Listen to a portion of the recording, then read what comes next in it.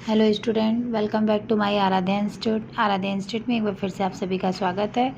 तो चलिए आज हम कुछ नया आप लोग के लिए क्या आए हैं। पीजीटी का हम क्वेश्चन करा रहे हैं। 2003 का पीजीटी का क्वेश्चन है। ठीक है, किसका? पीजीटी का क्वेश्चन मैं करा रही हूँ। तो आप लोगों को अगर अच्छा लगेगा तो कंटिन्यू करूँगी, वरना पीपीटी से जैसे पढ़ाती थी मैं वैसे ही पढ़ाऊँगी। ठीक है, तो मैं सोची कि तो आप लोग को क्वेश्चन फटाफट सॉल्व करा दूँ पीजीटी के भी। ठीक है, इसमें आंसर दिया है, कोई बात नहीं है, आंसर दिया है, फिर भी आप लोग कर लीजिएगा। ठीक है, फटाफट, जिसके पास नहीं होगा उसके लिए अच्छा ही रहेगा। तो चलिए हम आप लोग को क्वेश्चन करा देते हैं। ये पीजीटी का क्वेश्चन 2003 का है, देख लीजिए। ठीक है, चलिए तो आज का पहला क्वेश्चन हम लोग देखते हैं, और जैसा लगेगा आप लोग कमेंट करके बताइएगा। अगर सही लगेगा तो कंटिन्यू करते हैं, नहीं तो फिर नहीं करते हैं। ठीक है, तो चलिए आज का पहला क्वेश्चन देखिए। आज का देखिए पहला क्वेश्चन है, बताइए प्रेम विवाह का परंपरात्मक नाम है। तो प्रेम विवाह का परंपरात्मक नाम क्या है? गंधर्व विवाह, ब्रह्म विवाह, दैव विवाह या प्रजापत्य विवाह। तो प्रेम विवाह का परंपरात्मक नाम क्या है? गंधर्व विवाह। ठीक है, चलिए तो ऑप्शन फर्स्ट होगा हम लोग का। ठीक है, चलिए सेकंड ऑप्शन देखिए। परिवार का स्वरूप आजकल तेजी से बदल रहा है, यह किसका प्रभाव है? तो परिवार का स्वरूप आजकल तेजी से बदल रहा है, यह किसका स्वभाव है? यह व्यक्तिवाद का है। किसका है? व्यक्तिवाद का। Option second is correct answer. ठीक है, तो देखिए इसका ऑप्शन यहाँ पे सेकंड दिया हुआ है। चलिए, परिवार का घर बार से संबंध है। तो परिवार का घर बार से कैसा संबंध है? अप्रत्यक्ष तौर पर, प्रत्यक्ष तौर पर, आंशिक तौर पर या काल्पनिक तौर पे? तो परिवार का घर बार से संबंध प्रत्यक्ष तौर पे होता है। कैसे होता है? प्रत्यक्ष तौर पे होता है। Option second. चलिए नेक्स्ट क्वेश्चन देखिए। चलिए देखिए, ये डेफिनेशन दिया है, आप लोग को याद करना जरूरी है, सब याद कर लीजिएगा। संस्कृति हमारे सोचने तथा रहने के ढंगों से, दैनिक क्रियाकलापों, साहित्य, धर्म तथा मनोरंजन आदि से हमारी प्रकृति की अभिव्यक्ति है। यह कथन किसका है? तो यह कथन किसका है? मैकाइवर और पेज का है ये कथन। ठीक है, ऑप्शन फर्स्ट होगा इसका।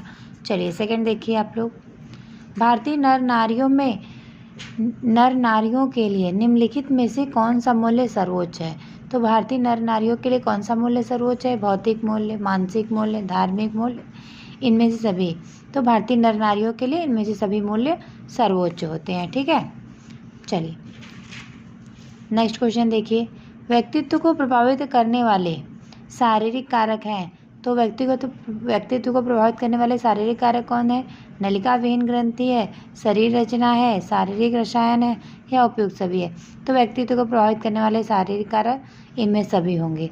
और देखिए इधर भी दिया, दैहिक कारक, जैविक कारक है, मानसिक कारक है, भौतिक कारण है, विशिष्ट रुचियों का प्रभाव है, मानसिक योग्यता है, तो ये सभी हैं।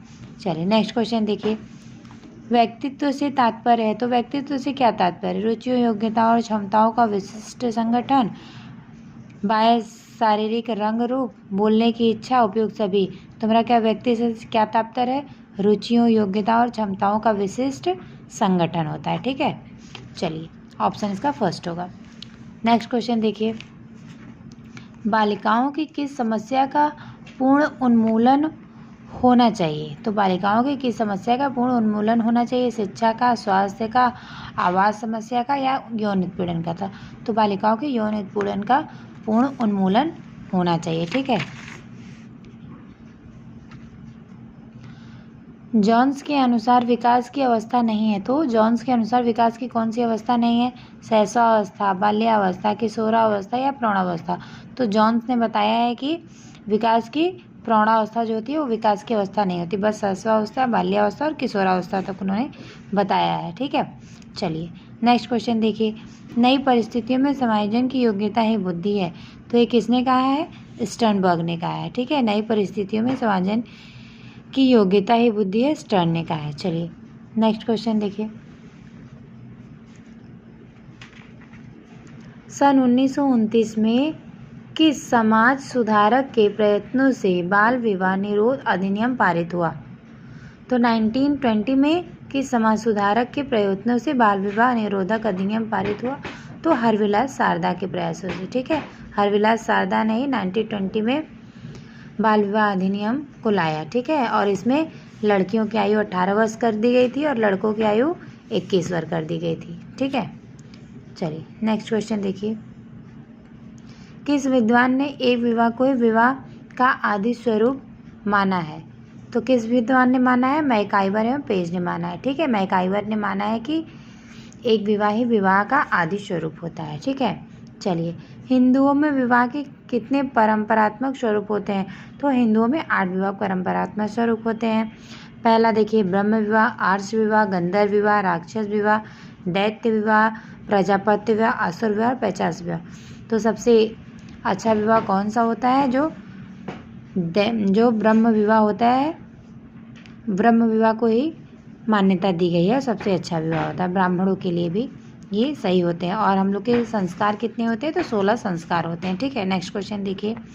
वैवाहिक जीवन की सफलता के लिए आवश्यक है। तो वैवाहिक जीवन की सफलता के लिए क्या आवश्यक है?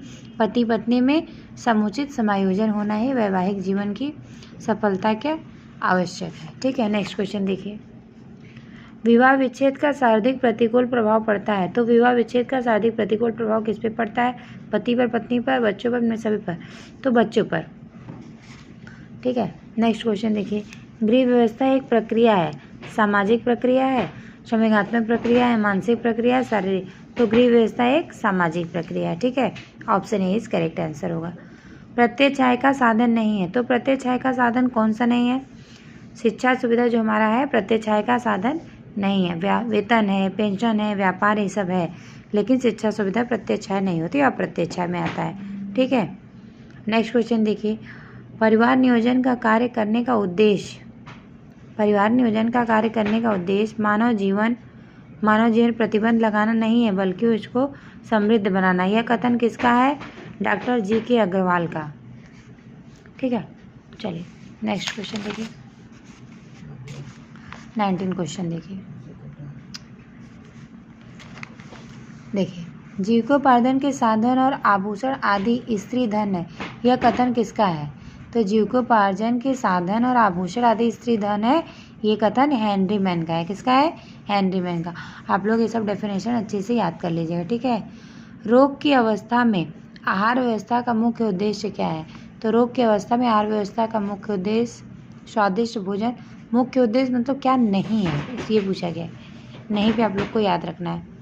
तो स्वादिष्ट भोजन हमारा रोग की व्यवस्था में आहार का मुख्य उद्देश्य स्वादिष्ट भोजन नहीं है, संतुलित भोजन होना चाहिए, पोषण की कमी को दूर करने वाला होना चाहिए, सामान्य पोषण को संतुलित करने वाला होना चाहिए। ठीक है, लेकिन स्वादिष्ट भोजन ऐसा जरूरी नहीं है। चलिए नेक्स्ट क्वेश्चन देखिए। कम प्रोटीन युक्त आहार की आवश्यकता नहीं होती है। कम प्रोटीन युक्त आहार की आवश्यकता कब नहीं होती? तो हमें जब कुपोषण हो जाता है तो हमें कम प्रोटीन युक्त आहार की आवश्यकता नहीं होती, बल्कि हमें अधिक प्रोटीन युक्त आहार की आवश्यकता होती है। ठीक है, पीलिया, हेपेटाइटिस वायरस, इन सब में हमें कम प्रोटीन की आवश्यकता होती है। चलिए ठीक है, नेक्स्ट क्वेश्चन देखिए। ज्वर किस रोग में नहीं होता है? तो ज्वर क्षय रोग में, टाइफाइड में, जुकाम में, उपयुक्त सभी में। तो देखिए ऑप्शन इसमें दिया गया है कि जुकाम, वैसे हर क्वेश्चन बुक में इसमें नहीं दिया गया है, लेकिन वैसे है कि जुकाम में ज्वर नहीं होता है, लेकिन ऐसा नहीं होता। जुकाम में भी अगर आप लोग को जैसे कोल्ड हो जाता है तो आप लोग को देखते होंगे फीवर आ जाता होगा ना, तो ज्वर आ जाता है, लेकिन जो ऑप्शन है सभी दिया है तो सभी होगा नहीं, तो हम लोग को ऑप्शन एक मारना ही होगा, तो हम लोग जुकाम ही मारेंगे। ठीक है, कोल्ड को। चलिए नेक्स्ट क्वेश्चन देखिए। प्रवासी रक्तहीनता में नष्ट हो जाती हैं तो क्या नष्ट हो जाती हैं? प्रवासी रक्तहीनता में क्या नष्ट हो जाती हैं? तो अस्थि मज्जा हमारी नष्ट हो जाती है। ठीक है, चलिए नेक्स्ट क्वेश्चन देखिए। हरलाख के अनुसार शैशवावस्था है, तो हरलाख ने शैशवावस्था के एज कितना बताया, ये पूछा गया। तो हरलाख ने शैशवावस्था के एज जन्म से 2 सप्ताह तक बताया है। ठीक है, चलिए नेक्स्ट क्वेश्चन देखिए आप लोग। चलिए आज 20 क्वेश्चन देख लीजिए। वे अपमार्जक जो जल को प्रदूषित करने का काम करते हैं तो वो क्या कहलाते हैं? अमोनिया साइनाइड कहलाते हैं, क्लोरीन, फिटकिरी, उपयुक्त में से कोई नहीं। तो वे अपमार्जक जो जल को प्रदूषित करने का काम करते हैं वो क्या होता है? अमोनिया साइनाइड आदि होते हैं। ठीक है, तो चलिए आज हम 20 क्वेश्चन करा रहे हैं और आप लोग कमेंट करके हमें ज़रूर से बताइएगा कि आप लोग को क्लास कैसी लगी। अगर ये अच्छा लगा तो हमें कंटिन्यू करेंगे और कंटिन्यू करके आप लोग को 125 क्वेश्चन एक सेट पूरा करा देंगे। ठीक है, अगर आप लोग को अच्छा लगेगा तो कमेंट करके बताइएगा, तो मैं ये पूरा सीरीज़ आप लोग को सॉल्व करा दूँगी। और 2021 तक इसमें क्वेश्चन दिए गए हैं। ठीक है, तो आप लोग जैसा भी रहेगा आप लोग कमेंट करके ज़रूर से बताइएगा। ठीक है, कि आप लोग को कैसा लग रहा है। ठीक है, और अगर आप लोग हमारे चैनल से जुड़ना चाहते हैं तो होम साइंस बाई होम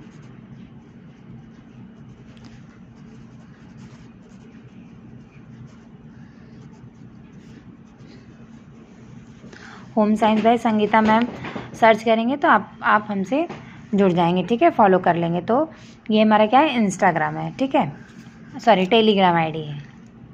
ठीक है, तो टेलीग्राम आईडी से अगर आप लोग जुड़ना चाहते हैं तो home science by Sangeeta ma'am आप लोग सर्च करेंगे तो ज्वाइन हो जाएंगे और वहाँ पे आप लोग को PDF और लिंक प्रोवाइड कर दिए जाएंगे।